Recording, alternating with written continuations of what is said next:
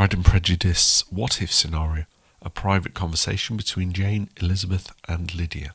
It was after dinner when Elizabeth and Jane sought out Lydia in the dining room. The younger girl was seated by the window, humming to herself as she embroidered, a rare moment of idleness in her usually restless manner. Elizabeth, always direct, wasted no time. "Lydia, you must not go to Brighton." Lydia's head snapped up, eyes narrowing. "Must not? And who will stop me? Certainly not Papa, for I mean to have his permission." Jane placed a hand on her sister's arm. "Lydia, we only wish to advise you. There is so much to consider before you go."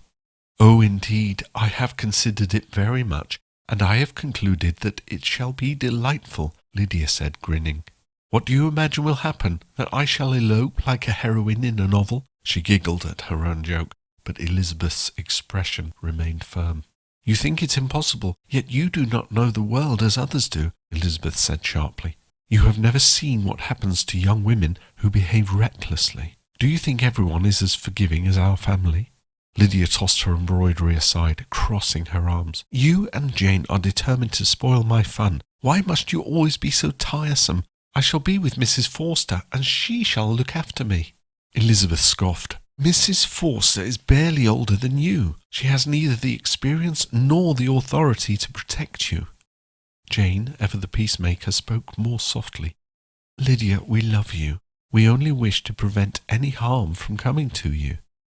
"Harm?" Lydia laughed. "What harm do you expect? That I shall dance too much? Flirt too freely? You sound like Aunt Phillips."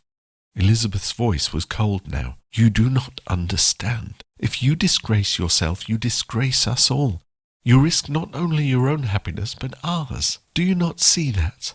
Lydia hesitated just for a moment. Then she squared her shoulders, her usual bravado returning. "I see that you are jealous, both of you.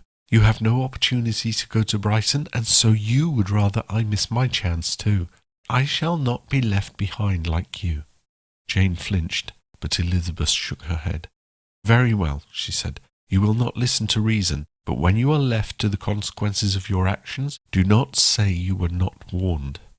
Lydia huffed, turning away, and Jane pressed her lips together, a quiet sadness filling her heart. She had tried, and so had Elizabeth, but the wilful ignorance of youth was not easily turned aside. Jane left the room with Elizabeth, her mind heavy with doubt. Perhaps Lydia would return unscathed, her time in Brighton amounting to nothing more than frivolous amusement.